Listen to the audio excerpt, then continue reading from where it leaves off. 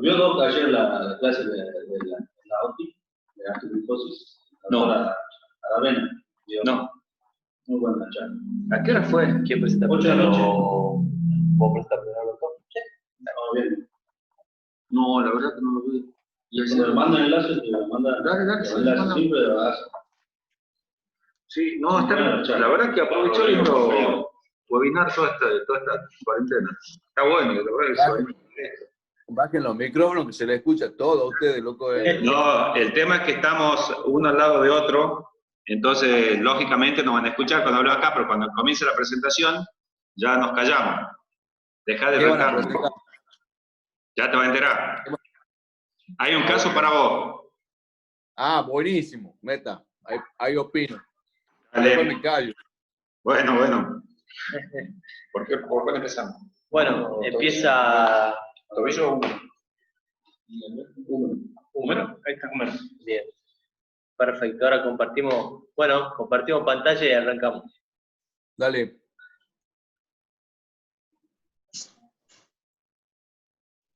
Excelente. No, pero debería estar, ahí está, este que está transmitiendo. Excelente. Y ahora lo ponemos en pantalla completa. Tiene la estadística de los participantes, todo por supuesto en la grabación. Queda todo. Y canal de YouTube también te da ahí. Dile que no, Alberto. Ese es el hecho.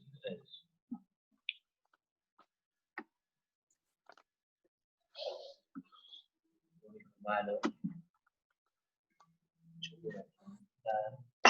Ya está ahí si lo tenés a los participantes. Sí, para que vayamos llamando preguntándoles. Bien.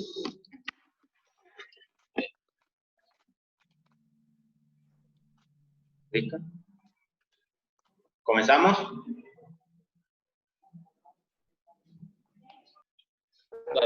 Buenas noches, ¿cómo están? Mucho gusto, mi nombre es Alberto Sierra, soy residente de tercer año del Sanatorio Modelo. Hoy vamos a presentar un caso de un paciente masculino de 56 años de edad. Dentro de lo principalmente que importa es antecedentes clínicos de ser hipertenso, diabético, y dentro de los antecedentes traumatológicos es un antecedente de una fractura de húmero diaficiario derecha, clasificándola como una AO 1-2 a 3 por un trazo transverso. Evidentemente, este es un paciente que fue operado con un clavo endomedular fresado, acerrojado, en otro centro sanatorial. Bien. Paremos ahí un minutito. ¿Alguno de los residentes se anima a recordar un poquitito la clasificación AO, qué significa la clasificación alfanumérica esta que está diciendo acá el compañero? Vamos a dirigirlo. Rodrigo, que estabas ahí con frío, a ver si se le pasa el frío. Sí, sería 1 por pertenecer al húmero, 2 por pertenecer a la diáfisis, A por ser un trazo simple, y 3 por dentro de los trazos simples ser un trazo transverso. Perfecto. ¿Hay algo vos ya, digamos, con esa, incluso antes de ver la radiografía, hay algo que te preocupe ya, que es la verdadera utilidad de la clasificación de esa fractura puntualmente, a diferencia de otro tipo de fracturas de húmero?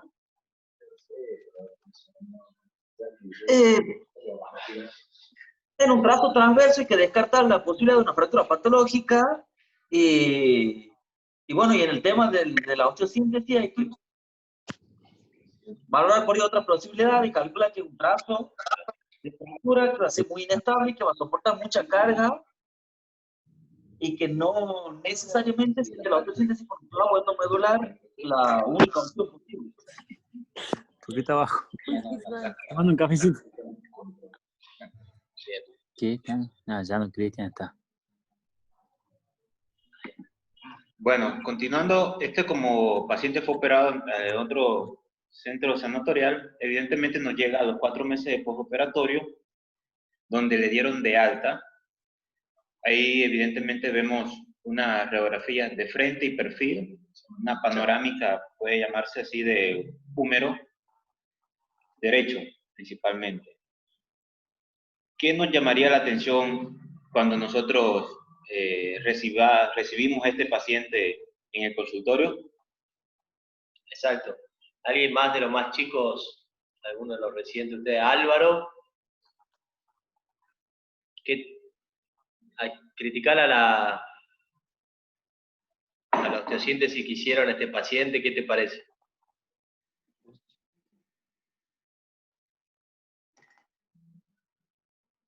No sé si está por ahí Álvaro. Hola. Sí, Ahí está. a ver, estoy viendo nomás de salir de la pantalla completa porque le estoy perdiendo la imagen. Ahí está. Sí, bueno, nosotros medio que en el centro nuestro no son tan partidarios del clavo acerrojado endomedular, si bien es una buena opción. Sí, para mí ha quedado un poco corto hacia distal, más que nada eso. Y después no veo si llega a agarrar las corticales hacia proximal.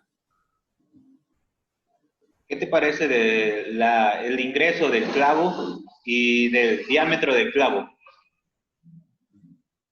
Sí, no, el diámetro es inferior, digamos, a lo que se ve el canal diafisiario, el canal endomedular es mucho más grande que el clavo. Segundo, bloqueo distal. Sí. Bueno, evidentemente este paciente ya con... lo otro que había preguntado es el punto de entrada. ¿Qué les parece sobre el punto de entrada a nivel cefálico? ¿Qué opinan? ¿Qué complicación puede haber allí, conociendo ya en ese caso, sabiendo de que el punto de entrada del clavo acerrojado a nivel del húmero, ¿qué podríamos decir? La complicación que del punto de entrada a nivel proximal siempre es la lesión del manguito rotador. Perfecto. Para los más chicos, digamos, ¿alguien indagaría más o podría aportar algo más desde la anamnesis o desde el examen físico, más allá de lo que se ve en la imagen? Porque acá Alejandro acaba de decir algo importante.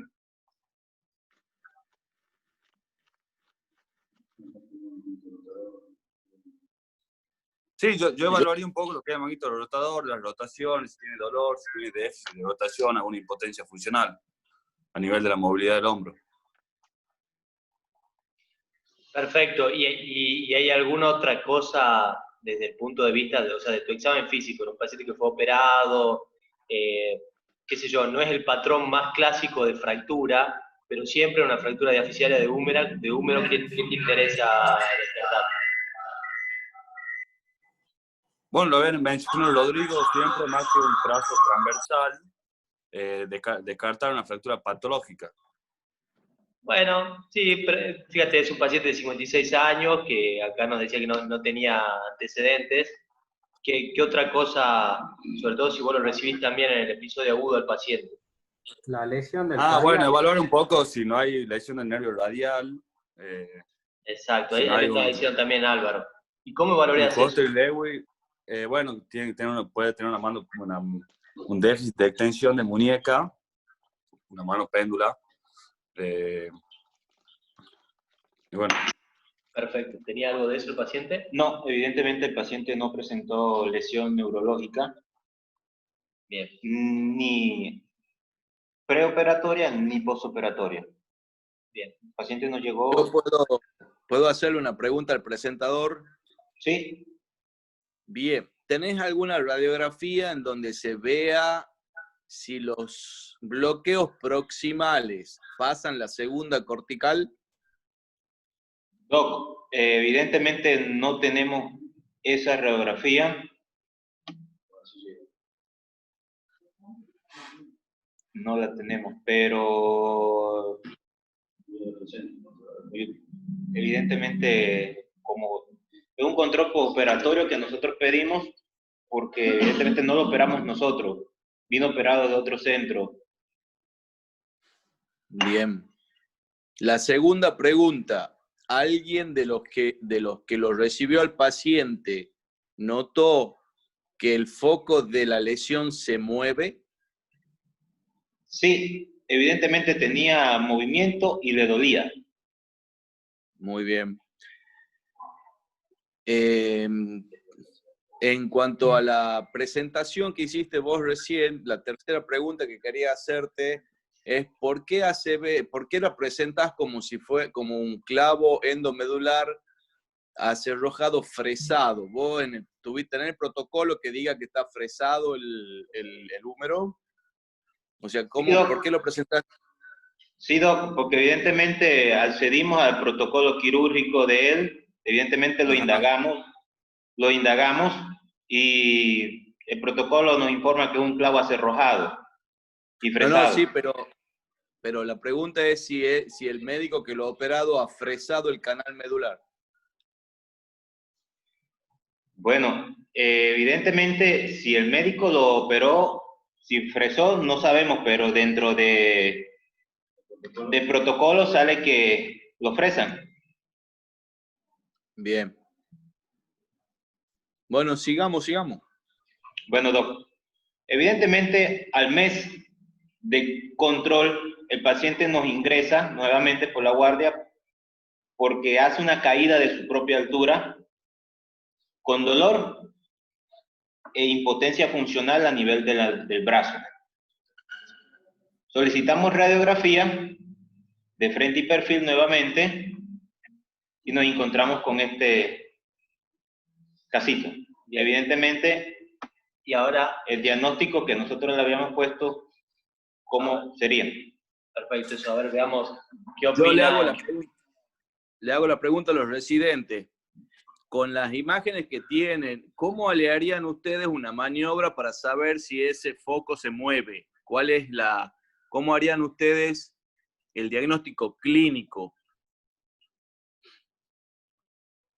A los residentes que están escuchando, por supuesto, ¿no? Cualquiera que... Quiero agrandar la pregunta. ¿Cómo definirían antes que nada, o sea, si ya tienen un diagnóstico presuntivo, cómo lo definirían? ¿Qué significa? Perfecto. ¿Qué es lo que tiene el paciente y cómo se define? Definición. El paciente impresiona tener un retardo de la consolidación. Para los residentes. ¿Quién es Felipe? Sí. Dale. El paciente, por el tiempo de evolución que en 4 meses, esto se define como un retardo en la consolidación, ya que pasados 6 meses ya pasaría a ser una pseudoartrosis. Pero ya 4 meses, según lo que me acuerdo de esta clínica, así que sería un retardo de la consolidación. Bien, y ya con la radiografía inicial, Felipe, vos en este punto, supongamos, antes del evento traumático nuevo que tiene el paciente, primero la pregunta del doctor de Alejandro, de cómo evaluarías si ese foco tiene movimiento, y en segundo lugar, ¿cuál sería tu expectativa de este paciente? El paciente te dice, mire doctor, me operaron hace 4 meses, me sigue doliendo, ¿qué le dirías a este paciente? ¿Esperás? ¿Qué haces? Y no, si les duele, obviamente puede haber un movimiento a nivel del foco, también debería descartar que no haya alguna infección, que puede ser una de las razones del retardo de la consolidación. Y para evaluar si tiene movimiento o no, tratar de darle rotación, dejando fijo la parte proximal. Felipe, de acuerdo al diagnóstico que vos propones, ¿qué conducta tomarías? Porque una cosa es llamarlo retardo de consolidación. ¿Qué significaría retardo de consolidación? Y en la definición, bueno, me planto ahí. ¿Qué sería un retardo de consolidación? Un retardo de la consolidación sería, bueno, a ver, como definición no me está saliendo en este momento, pero es una falla en la consolidación por debajo de los 6 meses. No sé bien. Y a ver, para algún otro residente, por favor, si quieren participar, le agradecería cuál sería el otro diagnóstico si no fuese retardo de consolidación. Olvidémonos, hace de cuenta que no sabe los plazos. Sería una pseudoartrosis. ¿Y alguien puede definir pseudoartrosis? porque ahí hay un concepto que es importante. Y la pseudoartrosis sería la no consolidación por arriba de los 6 meses. El tema de los plazos está discutido y la bibliografía puede ser muy amplia en ese sentido y considera muchas cosas, por ejemplo, la calidad del paciente. Entonces, ¿cómo se...? Sí. Tendría que ver con el plazo que generalmente se estipula para el tipo de hueso. Plazo teórico. Y el tipo de trazo, sí. Eso hace... La localización, pero por lo general hay una definición que habla de 9 meses, inclusive, a partir de la ausencia de consolidación, a partir de los 9 meses, eso se discute, 6, 9, sin signos radiológicos de cambios, sin cambios radiológicos en los últimos 3 meses. Bien. Hay una palabra que define una cosa, más allá del criterio que termina siendo también muy personal para decir esto es retardo o pseudoartrosis, pero la palabra que define la pseudoartrosis es la que quiero que me digan. Bueno, de signos clínicos y radiológicos en la consolidación, más allá de los 6 meses de operación. ¿Podríamos decir que es un fracaso? En la consolidación, sí. Y podríamos decir que es definitivo, porque esto es digamos, el elemento que va a hacer que nosotros tengamos una conducta expectante o no. Les puedo dar un aporte, chicos. Dale. ¿Les puedo dar? Ahí Felipe, creo, no sé si Felipe fue el que me contestó la pregunta a mí acerca de cómo evaluaba el foco de lesión, cómo hacía clínicamente para saber si tenía movimiento, y lo ha definido muy bien, lo felicito. Se coloca al paciente en un decúbito dorsal, se fija el húmero proximal con una mano, se flexiona el codo a 90 grados y se realiza un movimiento de rotación para ver si realmente tiene o no tiene movimiento el foco. Excelente, Felipe, te felicito. Y ahora les hago el aporte, uno de los aportes más importantes que he recibido yo, te lo cuento a vos, Gustavo, y a todos los presentes. Uno de mis maestros, el doctor Aldo Ilarramendi, seguramente que el Nacho lo conoció. Sí, tal cual. Primero me enseñó esa maniobra y segundo me enseñó el concepto de no unión, que para nosotros en habla hispana es como que no lo tenemos muy claro y los anglosajones lo tienen perfectamente incorporado. Para definir, para diferenciar lo que sería una pseudoartrosis en la cual no existe elemento metálico que esté alineándolo al miembro o al hueso, en donde ahí existiría una pseudoartrosis con la creación de una nueva articulación, a este caso, en el cual sería una no unión. Para los anglosajones esto sería una non-union. Muy bueno el aporte, yo no lo conocía.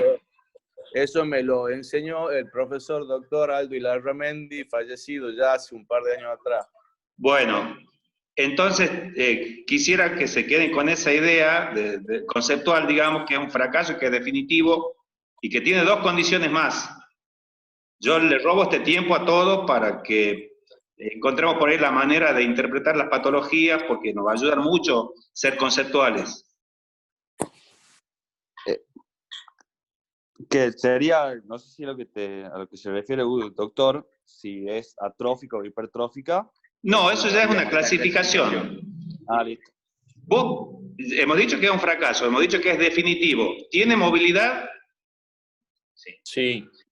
Bien, ¿cómo es esa movilidad? ¿Duele? Según el presentador, sí. Bueno, es todo un dato, ¿no? Porque yo en cualquiera de las instancias, como a criterio muy personal, puedo definir, operar un retardo de consolidación, o operar una pseudoartrosis, o operar una consolidación viciosa, o una alteración axial de la cirugía primaria los 2 días. O sea, no modifica el criterio de tratamiento, entonces la movilidad tiene que ser indolora como prerequisito. Evidentemente, yo digo que en la parte de la pseudoartrosis y la consolidación viciosa hay que diferenciar. La consolidación, el retardo de la consolidación es una falla, como su nombre lo dice también, pero que retarda la consolidación, pero que llega a consolidar. Pero en este caso es dolorosa, duele el retardo de la consolidación. Mientras que la pseudoartrosis es una falla, pero que no llega a consolidar nunca y es indolora. Y aparte de eso, como su nombre, pseudoartrosis, y hace la función de una falsa articulación. Sí, está bien ese concepto. Lo que pasa es que en realidad la pseudoartrosis va a ser dolorosa por mucho tiempo. Para que llegue a ser indolora una pseudoartrosis, probablemente tienen que pasar capaz que años. Es que sea atrófica o hipotrófica, cuando ya esté móvil completamente. Perfecto, perfecto, sí, sí. Para que se forma la pseudoarticulación pasa mucho más tiempo. Bien. Perfecto. Bueno, y ante esta circunstancia, el caso está buenísimo para discutir un millón de cosas de lo que pasó acá. ¿Alguien se anima a decirnos o qué interpretan, primero, qué tipo de pseudoartrosis es, y segundo, por qué falló el tratamiento en este paciente?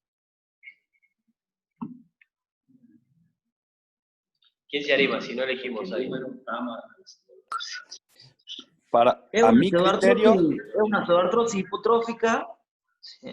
Como posible falla puede ser que la osteosíntesis es corta en el diámetro y que el fresado del canal en el húmero reduce mucho la vascularización y biológicamente retrasaría ya de por sí la consolidación de la fractura. Bien, y ahora yo te digo, digamos, ¿y hay algo más? ¿Todas las fracturas de húmero tratadas con un clavo endomedular fracasan? No, tiene una tasa de hasta un 10 o 12% de pseudoartrosis el clavo endomedular de húmero. Perfecto. Vos dijiste ahí, alguna de las cosas que dijiste es la longitud del clavo que estás usando, ¿no? ¿Sabés cómo se llama eso, Rodrigo, y cómo se define, que esté interesante para que todos lo conozcan? El largo de trabajo del clavo. Exactamente.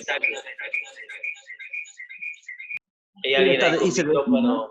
Ahí está, ahora sí. ¿Cómo lo leo? Se define por la distancia en la que corresponde desde el extremo, desde el cerrojo proximal hasta el cerrojo distal. Exacto, en los clavos fresados, en los clavos acerrojados es así.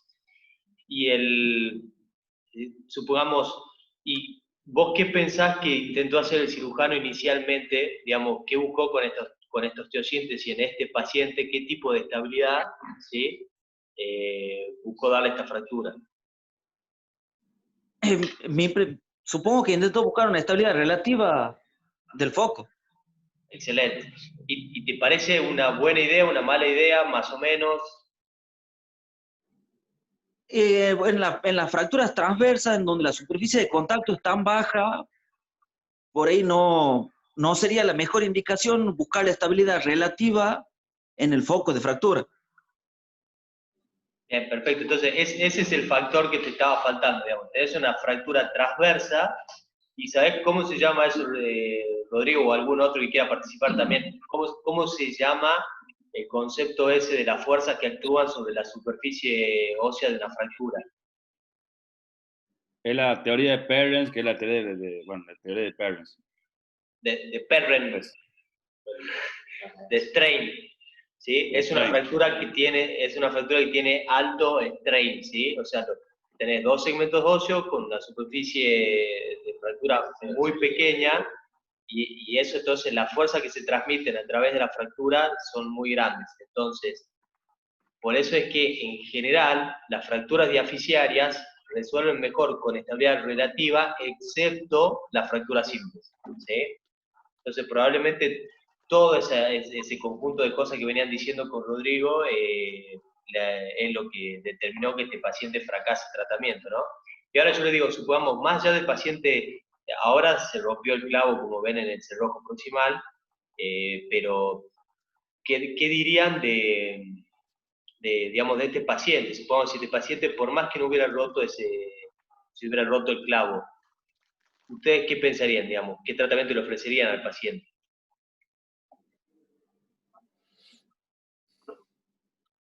¿Alguien más por ahí que quiera participar?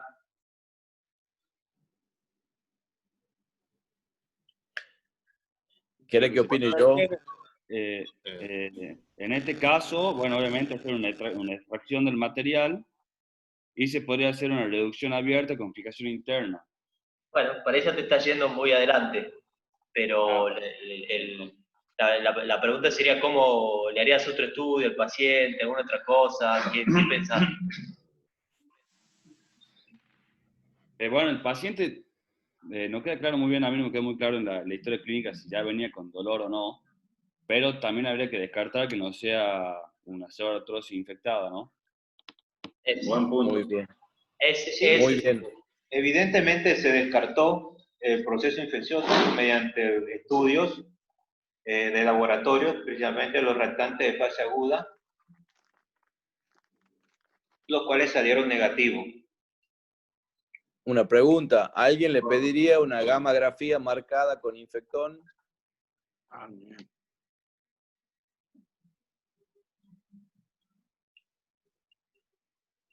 Evidentemente sabemos de que el centellograma se utiliza cuando se sospecha principalmente procesos infecciosos. Y en este caso, al haber un foco fracturario, evidentemente se va a ver hipercaptación en esta zona. Yo creo que como gol estándar, el clavo endomedular en determinados huesos hace pensar que puede haber alguna otra... A ver, ya hemos pasado muchas cosas que son básicas en lo que refiere al estudio de la patología para los residentes, porque hay causas que son dependientes del paciente y otras dependientes del tratamiento para que se genere un caso como esto. Volviendo a lo que les decía, hay fracturas en las que la expectativa de que fracase un clavo son mucho menores que en el húmero, entonces creo que es básico para sospechar que acá hay cuestiones menos importantes que la probabilidad de una infección, porque no hay creo que no hay flogosis ni nada que lo indique. Entonces creo que va por otro lado. Yo personalmente, si tuviese que volver a tratar a un paciente así, no pediría. Bien. ¿Sabe por qué pregunto yo?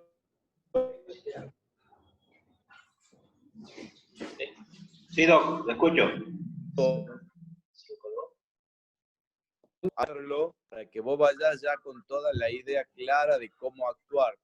Y a mí me ha pasado en un caso muy similar, un caso mío, por supuesto, muy similar, en donde ha dado positivo y el tratamiento ha sido totalmente distinto, ¿no? No es descabellado pedirlo, o sea, está bien pedirlo y sería bueno para que alguien lo tenga en la cabeza para que como conducta, digamos, como en el algoritmo de conducta, pedirlo para después pensar en cómo evaluar, cómo encarar el tratamiento definitivo de este caso. Bueno, lo tuyo es una opinión calificada al lado de la mía, por ejemplo. Porque no nos dedicamos a esto, sí, está un aporte que le suma mucho a los chicos. Claro, bueno, lo que pasa es que cuando hablamos de osteosíntesis hay otros conceptos como el de implante funcionante y todo lo demás que hace que vos hagas un tratamiento, no. Y acá, por ejemplo, suponiendo, a ver, te pongo en un ejemplo que puede ser tranquilamente, puede ocurrir, Ale, si vos vas a hacer un cambio de método, también hay conceptos con respecto a eso, y sobre todo en el húmero. No hay ninguna morbilidad tan grande como en el caso de la artroplastía, vamos a hacer un segundo tiempo. O sea, extraes primero el implante, descubrís que hay algo que te sugiere una infección y haces un impasse, hacer el tratamiento del foco y todo lo demás, y un impasse hasta hacer el segundo procedimiento. No es tan mórbido como dejar una cadera o decir, che, mira, iba a revisionar algo que estaba supuestamente aséptico y está aséptico. Bien, cuando tuvimos un caso similar a este, en el cual se diagnosticó infección,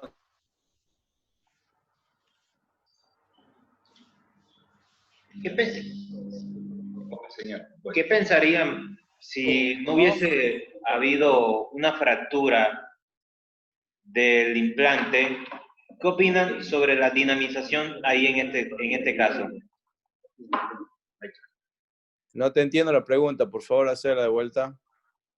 Alguien, lo que me parece lo que quería decir es, alguien hubiera, antes de que se rompa el implante con un paciente que venía con dolor a 4 meses de tratamiento con este clavo, alguien hubiera sacado el plano de bloqueo distal para dinamizar el foco como tratamiento.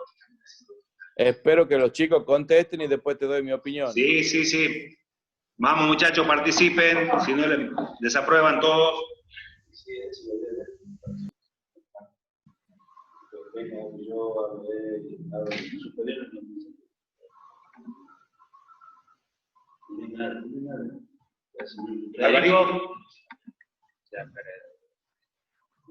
¿Nadie? Osvaldo Bravo. Dale, Rodrigo. Sí, sí.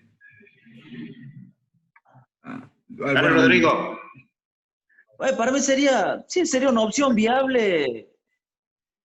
Antes de pensar en el retiro definitivo o cambio de síntesis, no me parece una mala opción retirar el cerrojo proximal y ver si eso favorece un poco la consolidación ósea.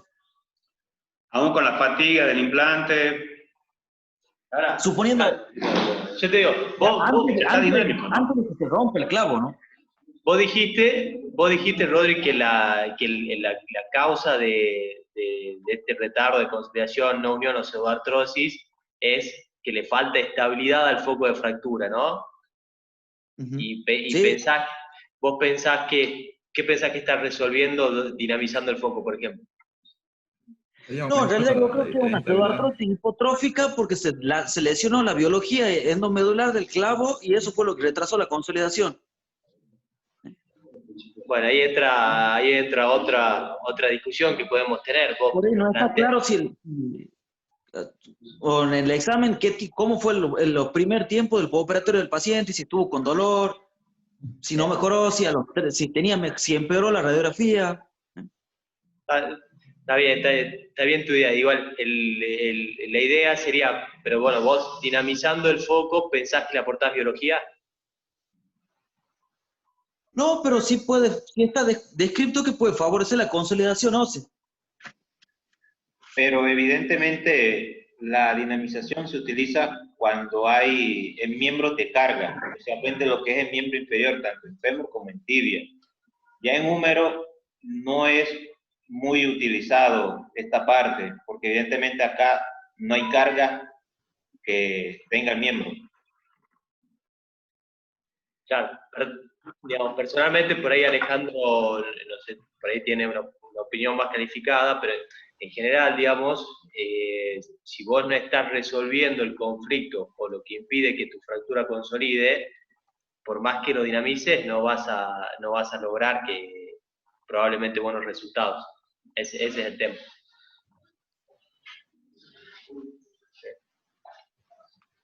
¿Le puedo opinar un poquito de esto, de lo que estamos hablando? Sí, por supuesto. Muy bueno todas las observaciones de los chicos, Gustavo y Nacho, la verdad que están muy buenos, el presentador también está muy bueno. Cuando yo le hice la pregunta...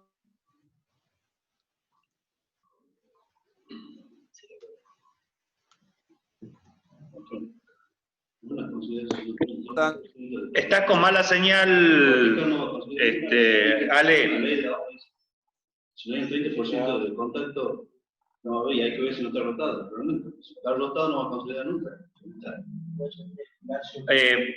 Guillo, ¿estás por ahí? Sí, sí, sí, te estoy escuchando, Gustavo. ¿Tenés alguna observación? Bueno, varias cosas. Me estaba acordando de un artículo que leí en el Journal de Han hace un par de años que hablaba sobre el tratamiento basado en la evidencia para la fractura diafisaria de húmero. Por poca diferencia, el procedimiento de elección era la placa con tornillos bloqueada. y atribuían en el análisis, en el desarrollo del análisis del trabajo, atribuían a que el clavo endomedular tenía mayor índice de retardo de consolidación y de pseudoartrosis y tenía mayor porcentaje de lesiones del nervio radial.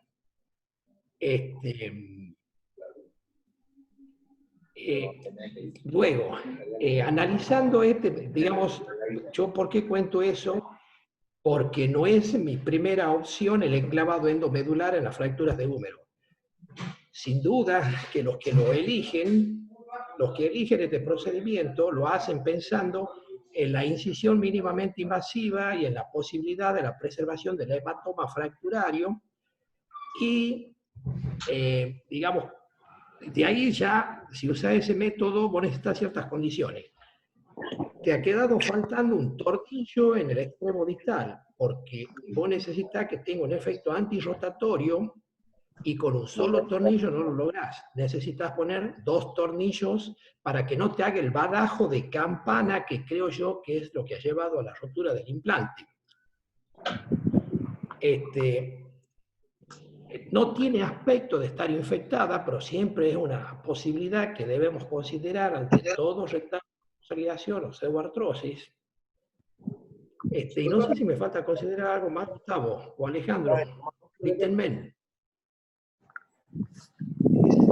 No, creo que está clarísimo. Sí, yo estoy completamente de acuerdo, por lo menos. No sé si alguien más tiene alguna otra opinión o quieren que avancemos con el tratamiento de qué es lo que le harían ahora. Una sola consideración más. Yo no lo demonizo a este procedimiento, ¿no? Porque sí lo considero de elección en lesiones tumorales y en lesiones segmentarias. Claro. Cuando tenés fractura en varios niveles, me parece espectacular hacer pasar el clavo a través de cada uno de los segmentos, que realmente es mucho más fácil y más biológico que poner una placa gigante sosteniendo cada uno de los fragmentos. Sí. Bueno, eso nomás, chicos.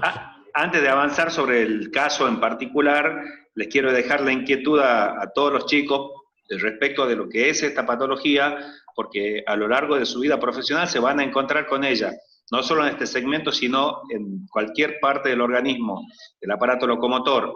Entonces, consideren que esta patología existe y que representa un desafío en cada uno de los casos, sea miembro superior, inferior o cualquiera de sus segmentos.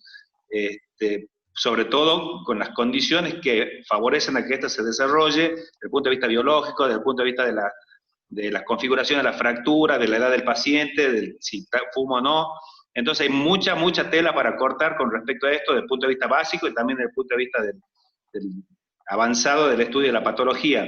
No dejen de llevarse inquietudes de eventos como estos, ¿no? Disculpen, ¿puedo aportar algo más? Sí, lo que quieran.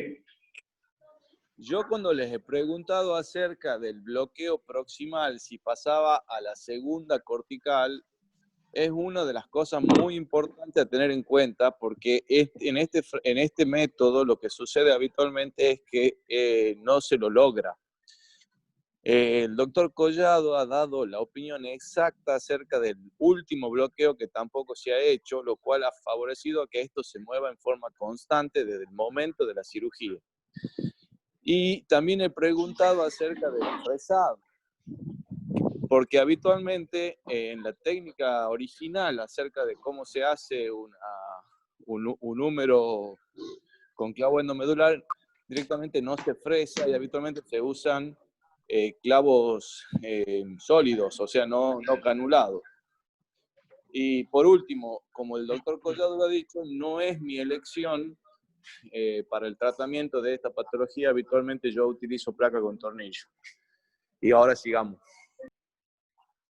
Perfecto. ¿Quieren, antes de que, no sé cómo sigue la presentación, o si ya el tratamiento? Ya el tratamiento está resuelto. Bien. ¿Quiere alguno de los residentes proponer un tratamiento y después vemos cómo lo resolvieron? Bueno, primero, el diagnóstico. Eso. Evidentemente lo diagnosticamos como un retardo de la consolidación, teniendo en cuenta El tiempo era menor de 6 meses, así que lo consideramos como un retardo de la consolidación, donde evidentemente más fatiga y ruptura de osteosíntesis. Bueno, conducta. Ya una vez lo que tenemos, ¿qué haríamos? Nos hicimos estos dos interrogantes.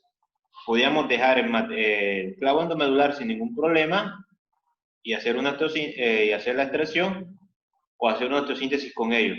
Y segundo, si injerto o no usamos. ¿Qué opinan? ¿Alguien, Álvaro? Bueno, yo pensando casualmente en la definición que había dado sobre el tema de la pseudoartrosis, si estoy viendo que en los últimos, acá se lo considera como un retardo de la consolidación, pero si veo que en los últimos 3 meses no hubo ningún cambio de avance en ese callo y vemos que, bueno, ya sabemos que todos los defectos que tienen a favor de en contra sería de la consolidación, esta osteosíntesis, entonces ya se lo podría considerar que no va a tener una evolución favorable y sí se podría sacar el implante, hacer un tratamiento de la pseudoartrosis con tratamiento del foco, puede llegar a necesitar un injerto óseo y colocar una placa. Es una opción. ¿Y qué buscarías con la placa? ¿Qué tipo de reducción harías y qué tipo de estabilidad buscarías con la placa? Y ya con la placa le estaría dando más estabilidad y estaría esperando que ya obviamente no va a ser un callo, sino va a ser una consolidación por primera. ¿Qué tipo de estabilidad se consigue con las placas que no sean absoluta? Bien, depende. En realidad podés conseguir la estabilidad que vos quieras, dependiendo de cómo aplique los uno conceptos. le hace una placa puente relativa. Bien, tal cual. En este caso, bueno, como tiene el injerto, esa parte, no sé, obviamente no va a ir con tornillo. Buenísimo. Por ahí acá lo más interesante también es ver la resolución, si lo que te planteas es sacar el clavo, cómo sacar el segmento distal roto, ¿no? No sé si alguien más tiene alguna otra opinión, si no seguimos con la resolución del caso. Evidentemente, la conducta que decidimos fue la extracción del material de osteosíntesis, siempre del extremo proximal. Evidentemente, el extremo distal, al no interferir con los tornillos distales, doctor, evidentemente no nos dimos tanta mala vida en ese ámbito y así que lo decidimos dejarla. Evidentemente, utilizamos un abordaje lateral previa reparación del nervio radial. Evidentemente, utilizamos injerto óseo de cresta y se hizo una osteosíntesis con una estabilidad absoluta, donde evidentemente el paciente se logró la consolidación a los 3 meses. Lo importante, Alberto, es decir que el abordaje siempre tiene que buscar el nervio radial. Siempre uno tiene que buscar con más de 90 minutos. Bueno, evidentemente aquí, como nos dice, también es muy importante que siempre que abordemos el húmero, es muy importante la reparación, es decir, localizar el nervio radial, primero que todo, antes de hacer el proceso de osteosíntesis. Me parece que me placa más larga. ¿Qué opinan sobre, ya leyendo después muchos artículos, qué opinan sobre la placa, el largo, la distribución de los tornillos, todo eso? ¿Alguien hubiera hecho algo diferente si no? Buenas, mi nombre es Federico. ¿Cómo están a todos? A mí me parece una buena resolución, pero antes de eso quizás yo hubiese intentado quitar el cerrojo distal y a medida de digamos, después de sacar el extremo proximal del clavo, nosotros ha habido contadas las veces que igual hemos tenido ruptura o por fatiga del material, que hemos hecho hasta lo imposible para intentar sacar ese segmento distal abajo. Ha habido un par de veces que hemos logrado sacar el segmento distal ahí del clavo, obviamente quitándole el redojo y por el cerrojo y por vía endomedular con un alambre doblado en la punta, haciendo como una especie de anzuelo, tratando de ensartar en lo que es el cerrojo, el agujero del clavo, ir a veces ayudando por el orificio que hace el cerrojo distal, como palanqueando con una clavija y jalando por el anzuelo. Y muchas veces así hemos conseguido lograr sacarlo. Pero a veces eso es muy difícil, muy complicado, pero eso sería uno. Dos, a mí me parece buena la resolución porque agarran 6 corticales a distal y 8 a proximal. Quizás ahí un poco largo nos quedó el segundo tornillo a nivel proximal, pero dentro de todo ha quedado bien. Y obviamente igual la literatura habla bastante de que cuando falla una conducta, por ejemplo un clavo, el siguiente tratamiento es cambiar el material de síntesis, no hacer el mismo, no usar la misma síntesis.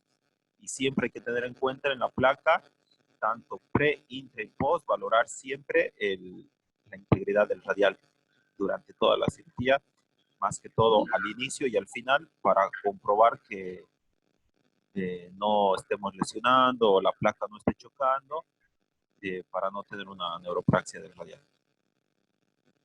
¿Usaron injerto? Sí, sí, un injerto de cresta. ¿Usaron injerto de cresta? ¿Todos hubieran usado injerto de cresta?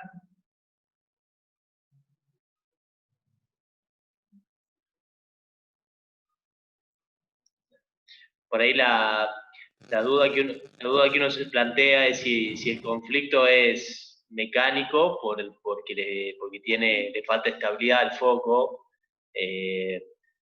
La verdad que está bien resuelto y la fractura consolidó. La duda se plantea si hubiera consolidado de todas formas, si uno hace la osteosíntesis con la placa, dándole estabilidad absoluta como hicieron acá, sin realizar osteosíntesis. ¿Alguien haría una ventana distal para sacar el segmento distal del clavo? ¿O alguien lo ha hecho, tiene experiencia? La verdad que yo nunca lo he hecho ni lo pensaría. Hubiese tratado de hacerlo como lo ha dicho el residente recién. Muy buen aporte. Evidentemente, si hay estudios que dicen que cuando hay agotamiento así, también se puede hacer, como he hecho, una ventana ósea, como se hace lo que es la osteotomía extendida del trocánter, cuando se quiere sacar parte del cemento óseo. Pero evidentemente se lo propusimos a nuestro jefe, evidentemente dijo que no se iba a dar mala vida con esa parte ahí. Sí, el problema es que estás comprando otro problema a resolver, porque después tenés que proteger con osteosíntesis tu ventana. No tiene mucho sentido. Yo también estoy de acuerdo que hay veces que a pesar de que la radiografía no sea lo que más te guste, para el paciente esto es mejor. Salvo que ya hay complicaciones. Exactamente. Si hubiese habido evidentemente un proceso infeccioso aquí, automáticamente sí o sí había que sacarla como sea, porque si no nunca hubiese curado el paciente. Eso. Bueno, evidentemente ahora vemos lo que es las imágenes radiográficas en donde evidentemente tiene los dos abordajes quirúrgicos de nosotros, que es lateral y por donde colocaron los cerrojos distales. Evidentemente, este paciente sí tuvo dentro del posoperatorio primario, sí tuvo lesión del manguito rotador y a nivel del supraespinoso, donde se evidencia problemas a la abducción y a la elevación del brazo. ¿Se trabó?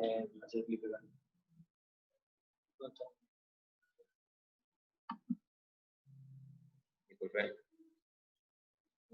ver si va a avanzar. Ah, se salió. ¿Querías más? Sí, un videito. A ver, bajar aquí. Bueno, a ver, tenemos... Hay un video también, ahora vemos si lo podemos poner. Aquí vemos la limitación que tuvo lo que es la abducción y la elevación del brazo derecho. ¿Dónde avanza? Un segundo. Ahí está.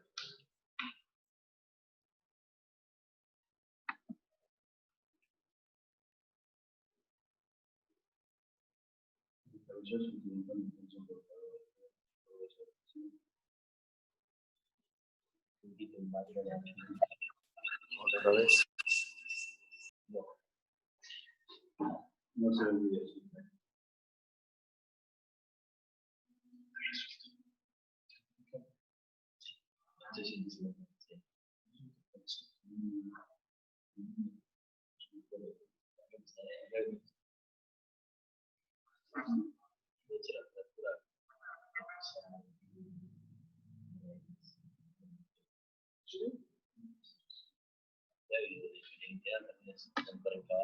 Acá encontramos nuevamente un artículo en donde comparan lo que es el clavo endomedular versus la placa, donde hicieron 23 pacientes, en donde 13 se hicieron osteosíntesis con placa y 10 con clavo endomedular. Evidentemente, no hubo diferencias significativas en ninguno de los dos, se dieron los procesos de consolidación en ambas, pero lo que se valoró principalmente en esto fue la escala de Stewart, donde valoraban la movilidad, el dolor y los niveles de angulación en la movilidad del codo.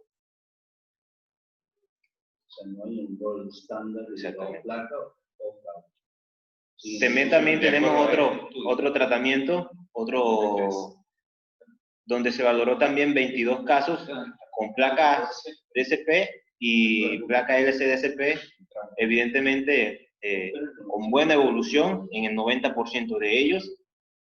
El 5% generó neuroplasia en nervio radial y solamente el 5% también presentaron pseudoartrosis, donde ellos también utilizaron lo que es la escala de Bruback, que también, igual que la de Stewart, valora también la movilidad del hombro, los arcos de movimiento y la flexoextensión del codo, donde se dice que el 77% tuvieron excelentes resultados, el 13% buenos resultados y el 9% con arcos dolorosos y limitación de los movimientos.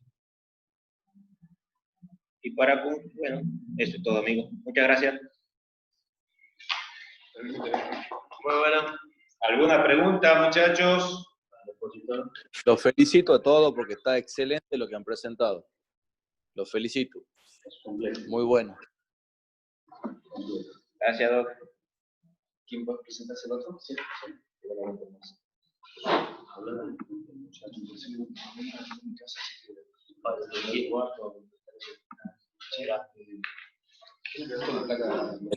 Les pido disculpas, me tengo que retirar porque estoy en la guardia. Me están llamando. Todo bien, dale. Gracias por participar y aportar, Gracias. Que no vi la resolución que placa una LCD 4.5. Muy bajo perfil.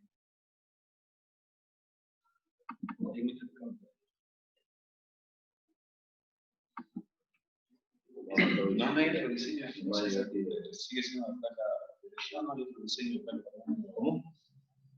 ¿La LCD existe todavía? No, la DC. Muy buenas noches. Mi nombre es Saúl, yo soy residente de traumatología del Sanatorio Modelo. En esta oportunidad voy a presentar un caso resuelto que nos ha llevado al servicio.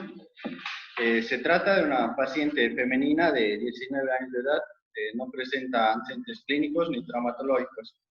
Esta paciente nos refiere a un cuadro clínico de más o menos 10 días de evolución, que se caracterizaba por dolor e impotencia funcional del tobillo izquierdo, secundario a accidente de tránsito en vía pública en calle de acompañante.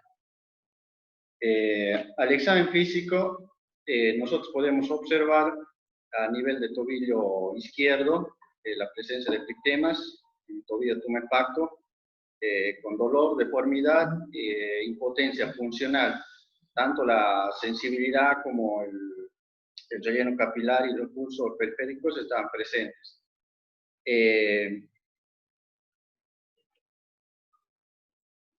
Perfecto. Acá alguno de los residentes que están conectados quiere hablar un poquito del caso, primero del examen clínico y de las radiografías. ¿Qué opinión le merece y qué estudio le pedirían inicialmente a un paciente que llega así a la guardia? Hola, buenas noches. Bueno, por lo que se observa, la flictena hemorrágica, ese quiere decir que es un accidente, digamos, de alta energía. Vemos una alteración en lo que es la articulación, o sea que nos puede estar hablando de una luxofractura o una fractura importante.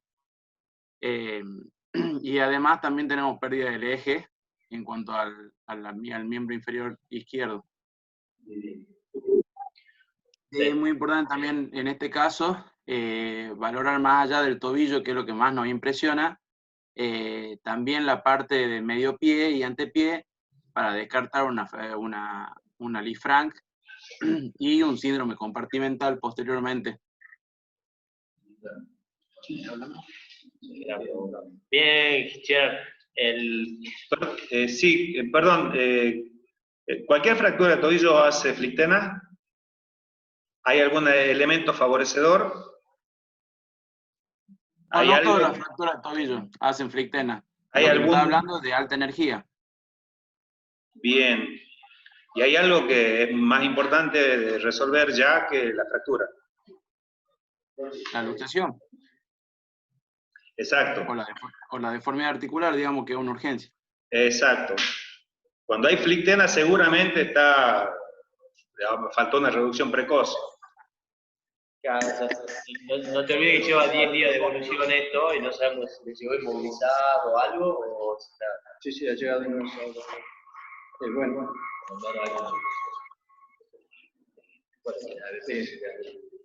Cuando llega a nuestro servicio, se le realiza la primera radiografía, donde claramente se puede...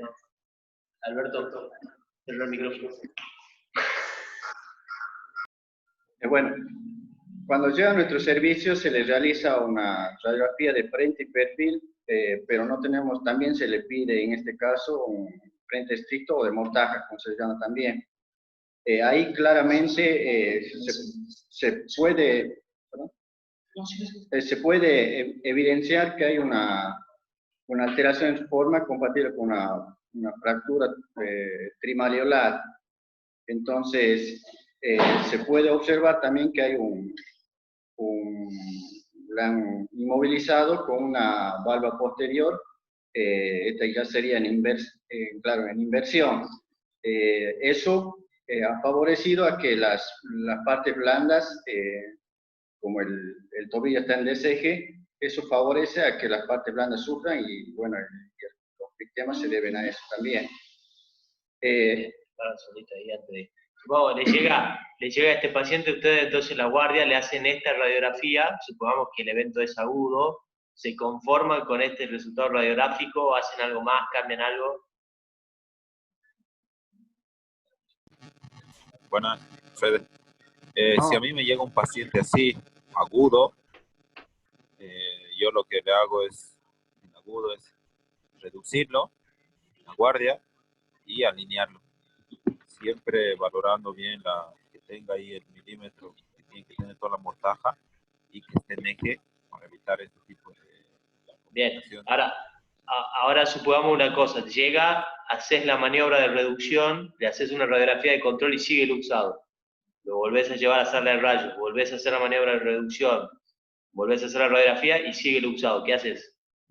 En ese caso hay que hacer una reducción en quirófano, bajo anestesia, porque eso queda o subluxado o queda luxado, y la única manera es, a veces la cápsula articular se entra en la articulación y eso impide que la reducción sea óptima. En ese caso es reducir y por lo menos con un par de clavijas estabilizarlo hasta realizar los crecientes definitivos. Bien, perfecto. Ese es el concepto, ¿sí? Que esto se tiene que reducir por guardia sí o sí. Después discutimos cómo se inmoviliza, algunos tendrán disponibilidad de tutores, etcétera, o no, pero lo importante es el concepto de ese, siempre hay que reducir la articulación. Bueno, una vez que ha entrado a nuestro servicio, debido a la lesión de las partes blandas, la tumefacción y los critemas, en ese mismo día se ha decidido entrar a quirófano. ¿Para qué? Justamente para devolver el eje y reducir el tipo de fractura que tenía el paciente. Y además devolver el eje para que así se pueda restablecer el eje y, bueno, y con esto mejorar la parte blanda. ¿Para qué? Para que una vez llega al acto quirúrgico, la parte blanda esté en mejores condiciones. Se ha inmovilizado con una válvula posterior, ya devolviendo el eje del tobillo. ¿Todos están de acuerdo con que es una trimaleolar? ¿Alguien la razona desde algún mecanismo? ¿Conocen alguna clasificación de fractura de tobillo?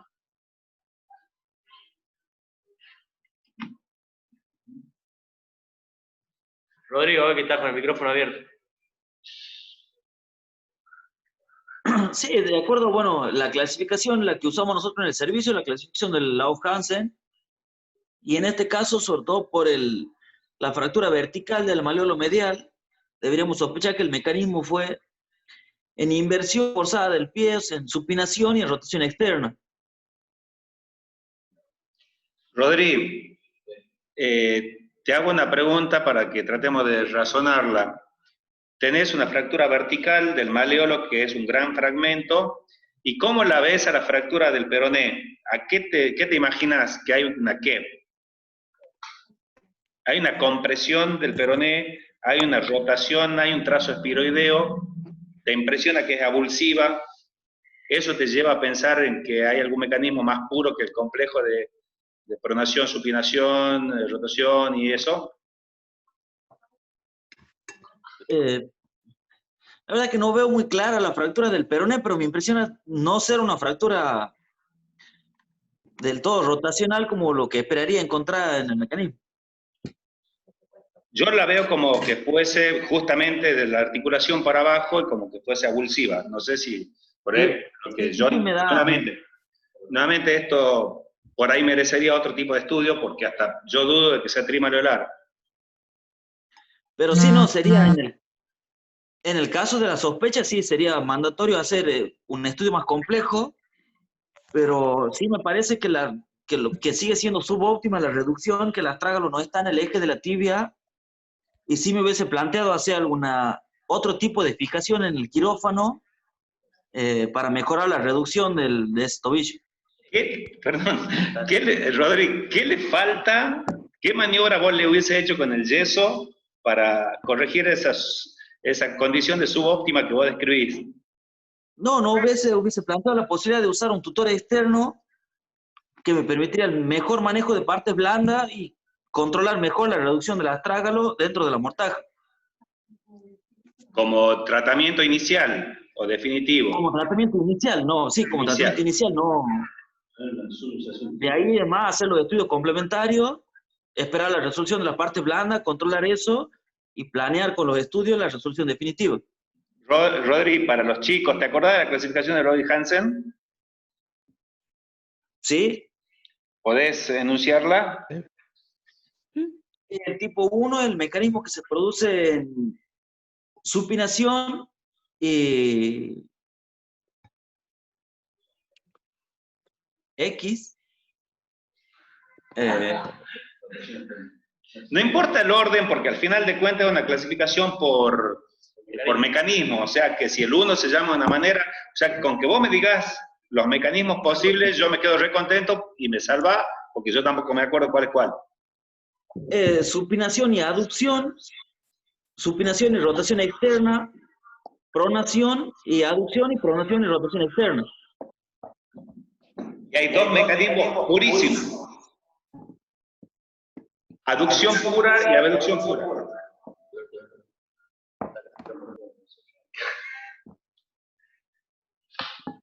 ¿O no? ¿O me equivoco? No sé, vos si te acordás. El puro es pronación pura, si no me equivoco. Pero, pronación pura. Pero, digamos, capaz que lo interesante de eso también es interpretar, porque a veces siempre se genera confusión en qué significa cada uno de los mecanismos. Cuando vos hablas de supinación y pronación, ¿a qué articulación te estás refiriendo? Y cuando hablas de rotación externa e interna, ¿a qué articulación te estás refiriendo? En todos casos, creo que los mecanismos apuntan a un ariete que tiene el hueso, digamos, que es el astrágalo, que es lo que define qué rompe y cómo lo rompe. La aducción, o sea, la supinación y la pronación hablan de la movilidad de la articulación subastragalina y la rotación externa de la astrágalo tibial. Sí, o sea, el antepié. Es la supinación y la pronación antepié y la flotación en la tibia astralina, en el tobillo. ¿Sí? Yo estoy de acuerdo con lo que decís, Rodrigo, que es la mejor alternativa si tenés disponibilidad de instrumental, es, por más que la reducción te quede perfecta con el yeso, en un paciente que tiene un tan mal estado de partes blandas, la mejor alternativa hubiera sido estabilizarlo con un tutor externo, pero bueno, obviamente eso no está disponible en todos lados, y a favor del médico que trató al paciente inicialmente lleva 10 días, con lo cual probablemente esa subluxación en la tibia no pudo ser mejorada en forma incruenta, por eso es que probablemente haya quedado así. Pero está bueno el concepto que siempre tiene que tratar de resolver, de reducirlo anatómicamente a la articulación, ¿sí? Con una inversión antes, o sea, al hacer el yeso, ¿no podría quedar un poco mejor ahí la reducción? No sé realmente qué mecanismo, o sea, con qué mecanismo inmovilizaron al paciente. El otro problema es que esto es una valva, Felipe, la capacidad de contención es mínima, digamos, y no puedes poner un yeso por el estado de parte blanda, entonces estás medio jugado y sin ficha, digamos. Si no tenés un tutor, estás medio jugado sin ficha en un paciente que lleva 10 días de evolución, ¿no? Claro. No se puso mal la inversión. Bueno, nosotros en el servicio, al no contar con un tutor externo, hemos optado por una valva en inversión. Y bueno, con este tipo de inmovilización ha mejorado bastante la parte blanda. Entonces nosotros, dentro de la clasificación que hemos usado, ha sido la de Denny Webbing, que la hemos clasificado como una fractura infrasindesmal. También hemos usado la clasificación de la O, que es una clasificación alfanumérica, donde la clasificamos como una 4-4 a 3. Una vez obtenido todos los estudios iniciales, que son la radiografía, ¿alguien pediría algún estudio en particular para tener un mejor estudio? Y lo mejor sería pedir una tomografía para ver si es trimalular realmente y qué compromiso tiene, si es que tuviese roto el malulo posterior, qué compromiso de la articulación tiene. Bien. Sí, nosotros, una vez que ha llegado al servicio, le pedimos la tomografía, donde evidentemente que se puede observar el grado de compromiso articular y más el compromiso del malulo posterior. Ahí tenemos el corte sagital. Bueno, he tomado las imágenes más representativas que se ha visto en los diferentes cortes. Ahí también tenemos un corte coronal, donde claramente se ve una afección tanto del malulo medial como del malulo lateral. También tenemos un corte axial, ahí claramente se ve el compromiso del maleolo posterior. Entonces, como sigue el caso, ahora sigue la resolución o ya no tenés algo. No está. Bien. A devolver el perfil para ver el maleolo posterior. ¿Cuál es? Perfecto. ¿Cuál es? Las indicaciones. Identificar. Bueno, en este caso hay...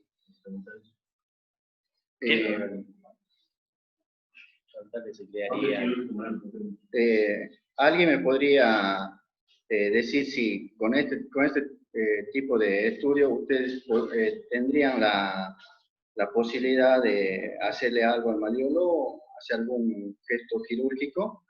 ¿Entre qué porcentaje más o menos se maneja para...? No, lo que quiere preguntar Saúl es cuándo es quirúrgico el maleolo posterior, cuándo consideran. El maleolo posterior evidentemente- puede ser mayor del 30% de la articulación, y es importante también si es que llega o no hacia la articulación tibio-peronea, o sea, si compromete la articulación tibio-peronea o no. Bien, Pero tiene que ahí cometer más de aparte se ve una subluxación tibio-estragalina que se ve en el corte de la derecha de la pantalla. ¿Hay alguna clasificación en algún corte tomográfico que van a usar para este corte axial? ¿Conocen alguna clasificación?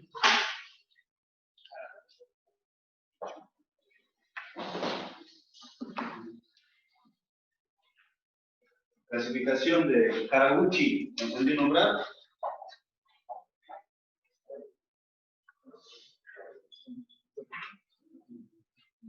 Creo que nadie lo sabe. Bueno, en un corte axial se utiliza la clasificación de Haraguchi, que la clasifica en 3 tipos, de acuerdo a la extensión de la fractura. La tipo 1 generalmente dice que es un trazo posterolateral, las de la tipo 2 que es un trazo posteromedial, y la tipo 3 que es un trazo, un pequeño trazo de la cortical del maleolo posterior. Esa es la clasificación de Haraguchi. Hay otro tipo de clasificaciones que es la de Ramel, que es muy parecida también a esto, pero nosotros manejamos más la clasificación de Haraguchi. Bueno, hay un artículo, en ese artículo muestra la importancia de realizar una tomografía a la hora de hacer una planificación preoperatoria en este tipo de fracturas. Bueno, se ha hecho un estudio a 171 cirujanos, los cuales completaron una encuesta para 1.710 casos. 430 de estos 1.710 una vez evaluado al paciente mediante una tomografía, han decidido cambiar de técnica. Al inicio de estos cirujanos, de los 430 que evaluaron, al inicio habían declarado que para ellos no era necesario pedir una tomografía, que ellos habían declarado inicialmente que no había, o sea, no era necesario pedir una tomografía. Por eso que la importancia de que juega un rol importante aquí a la hora de tener una fractura de este tipo que ya tengan compromiso articular y también como compromiso de ambos maleolos, incluso el maleolo posterior. Lo que hay que tener en cuenta, no sé si me escuché, cuando hay un compromiso más del 50% del maleolo posterior, se lo puede considerar como una fractura parcial del pilón. Se comporta. Entonces, ahí se puede observar una tomografía puntualizada con reconstrucción en 3D, donde claramente se evidencia el compromiso tanto de ambos maleolos y del maleolo posterior. Y ahora sí, el tratamiento ahora. Sí. Bien.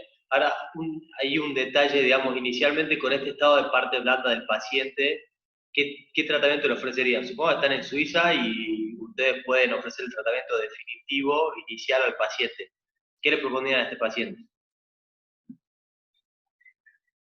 ¿Cuándo operan? ¿Esperan algo para decir la cirugía?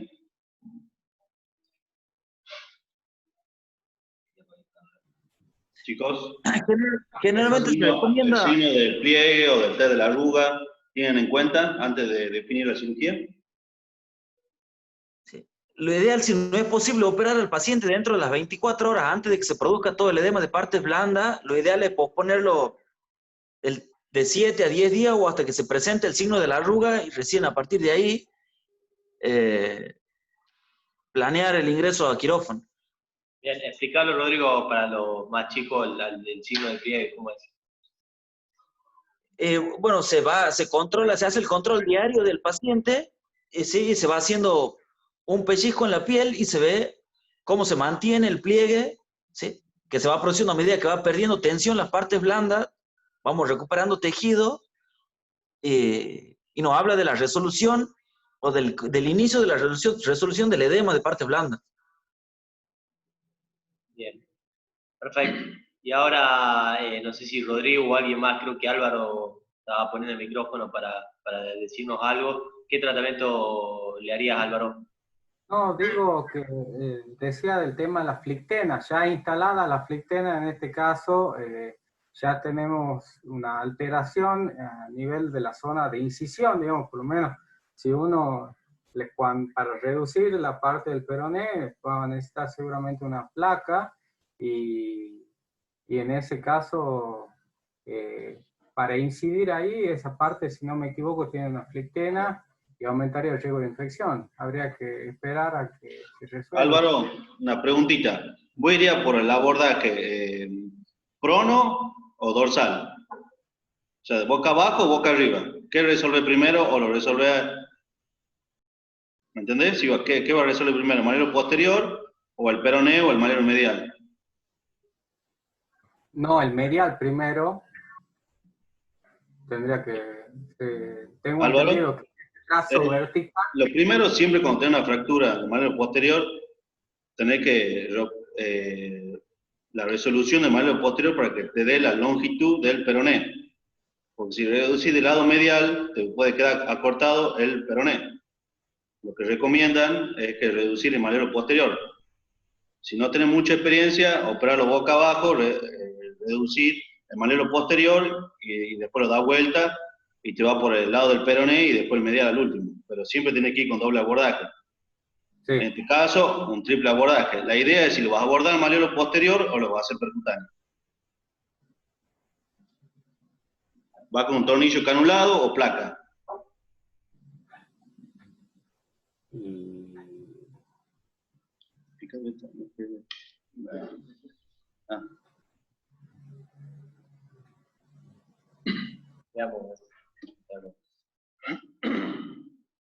Bueno, ya como se ha visto tanto en la radiografía como en la tomografía, bueno, me lleva un diagnóstico de que una fractura trimalleolar.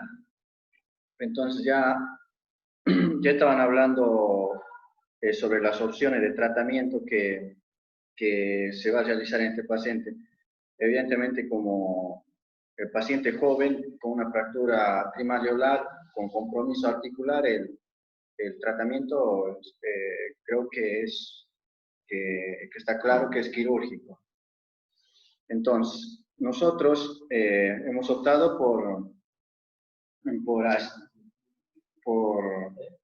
hacer una fijación de... Primero hemos hecho un abordaje posteromedial para fijar lo que es el malleolo medial con una placa en T bloqueada. Y el malleolo posterior se ha fijado con dos tornillos canulados de rosca distal con arandela. Entonces al peroné no le hicimos nada porque estaba bien alineada y además además de eso se respetaba lo que es tanto el ángulo talocrural como bimalleolar. Entonces en ese momento no hemos hecho ningún gesto al malleolo de peroné. Y en ese momento nosotros hemos decidido dejarlo con una valva posterior. Bien, y antes de que avance, ¿alguien quiere comentar la técnica, el resultado, qué le parece? ¿Hubieran hecho algo diferente? Sí, yo creo que hubiese hecho algo distinto, hubiese hecho un abordaje póstero-lateral, lo cual me permite poner una plaquita posterior, porque ahí noto que hay una champita posterior que no está bien reducida. Y además, ya que abro, fijo también el peroné para justamente darle movilidad cuanto antes y carga cuanto antes. Y de ahí un abordaje medial para justamente abordar el maleolo medial, que quizás con unos 2 tornillitos canulados podría andar, en mi opinión, ¿no? Está bien, hizo el percutáneo en posterior, de anterior a posterior, y el abordaje mediano. Claro, por ahí lo... Todo por decúbito dorsal.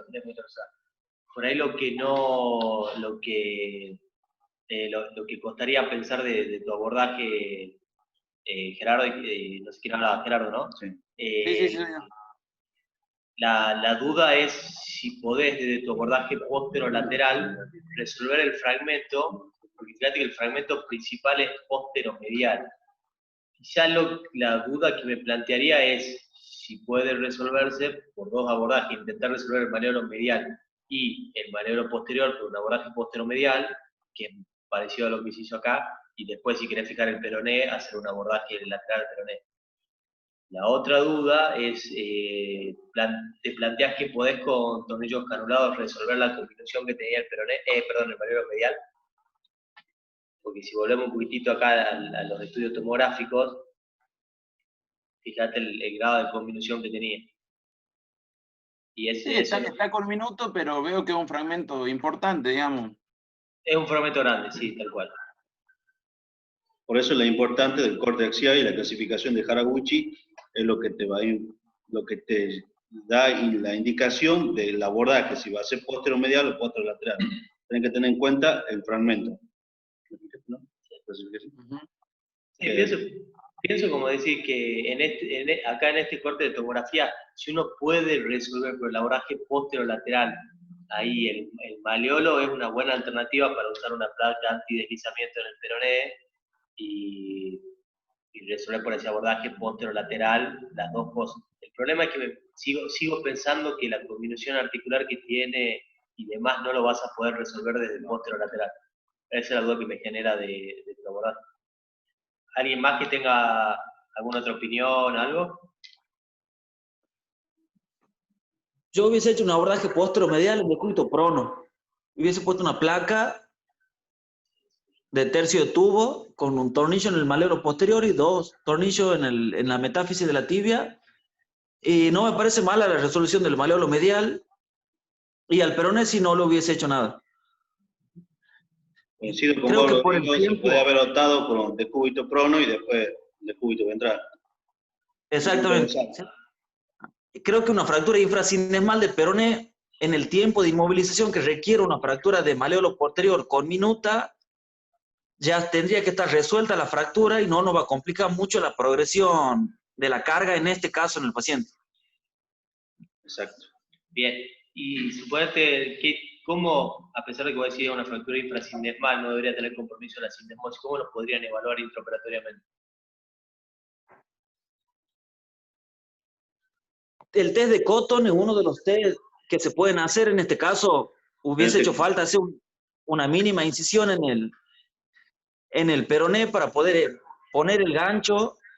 Ahí está descrito el test del escoplo, que pone desde un abordaje anterior, pone un escoplo en la sinesmosis y palanquear hacia lateral el peroné y ver si se diastasa o no la sinesmosis en la radioscopía. ¿Alguna otra maniobra que no implique un abordaje? Porque no se hizo un abordaje acá. Dorsiflexión del pie y rotación externa y ver si del tobillo el test del estrés y ver si se abre la sinesmosis. Exacto. Ese es el punto, está claro. Entonces eso te descartaría que este paciente tenga una lesión sinesmal. Generalmente la inestabilidad errónea a consecuencia digamos, cuando tenemos una lesión de la sinesmosis, a diferencia de lo que uno pensaría, es más anteroposterior también que medio lateral. O sea que la rotación externa en dorsiflexión del pie es un muy buen test. ¿Sí? Sí, de ahí me queda como pregunta si el tornillo largo que está en la placa, si ¿vieron en radioscopía que pasa por detrás de la sinesmosis o está dentro de la sinesmosis? ¿O quedó largo? Porque bueno, quedó largo ahí sin querer y nada más. No, quedó largo, no. O sea, no, al hacer la maniobra para ver si tenía lesión de la sinesmosis, como no tenía, entonces no se ha decidido colocar ningún tornillo para fijar lo que es la sinesmosis. Igual parece que estuviera anterior a la incisura peronia, Rodrigo. Si no está dentro de la sinesmosis, ¿no? Si quieres preguntar eso, Claro, eso sí, si no está dentro de la sinesmosis, no pasa nada. Esa era la duda nomás. Así es. Y bueno, aquí tenemos un artículo lo que nos habla de la importancia de fijar el malleolo posterior. Dentro de este estudio se han evaluado 57 casos, de los cuales 46 pacientes se han tratado con tornillos canulados y 11 pacientes con placa. Y bueno, la importancia que tiene de fijar el malleolo posterior siempre y cuando cumpla las condiciones del 25 al 30% de afección, ya que esto mejora tanto los resultados clínicos como funcionales y también nos evita la aparición temprana de lo que es una artrosis postraumática. Bueno, dentro de las conclusiones podemos decir que se ha esperado un resultado funcional más pobre, va a depender mucho del tamaño del fragmento posterior. Los déficits clínicos y funcionales residuales deben evaluarse o enfatizarse antes de la cirugía. En pacientes que practican deportes, al menos la cuarta parte de estos pacientes no vuelven a su actividad deportiva. Así que por eso es importante, a la hora de nosotros tener un paciente con estas características, hacer una buena evaluación para luego, si cumple con las condiciones del 25% al 30% de afección del malleolo posterior, hacer algún gesto quirúrgico. ¿Para qué? Para devolver la mayor funcionalidad a este tipo de patologías. Eso. Bien, algo de cómo fue el manejo postoperatorio, si querés comentar un poquito, Saúl, así queda. Ya en el manejo postoperatorio, bueno, el paciente vuelve a su control a los 7 días. ¿Cómo sale del quirófano? El paciente del quirófano sale inmovilizado con una válvula posterior. Ya el manejo netamente postquirúrgico ya lo ha realizado el médico tratante. Nosotros casi no hemos tenido la oportunidad de hacer el seguimiento como se debería. Pero se tiene en cuenta con el tipo de teosíntesis, lo ideal es inmovilizado con una valva o una Walker. Descarga, le daría 6 a 8 semanas, se tiene después con carga parcial. Es lo que yo haría. No sé, ¿alguien qué opina distinto?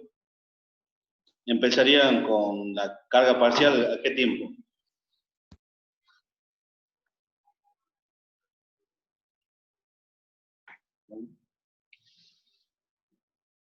Sí, yo creo que también, creo que hasta más, quizás más llegando a las 12 semanas del postoperatorio con un buen control radiológico.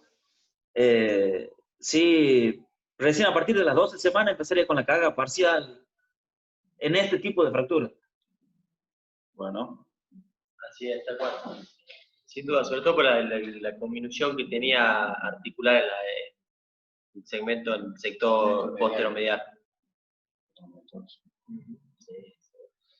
Bueno, alguien más que quiera comentar algo del caso?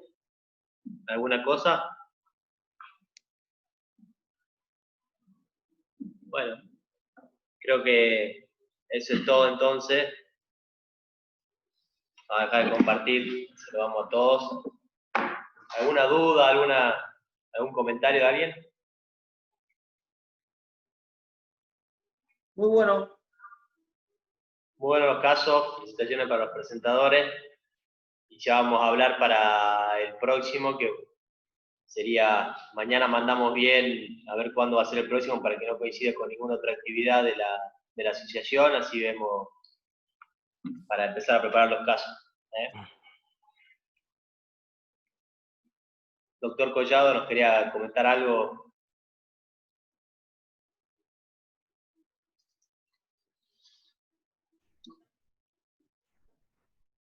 Me cuesta manejar todavía los perfecto. sonidos y los videos. Muy lindo el Ateneo, me ha gustado mucho.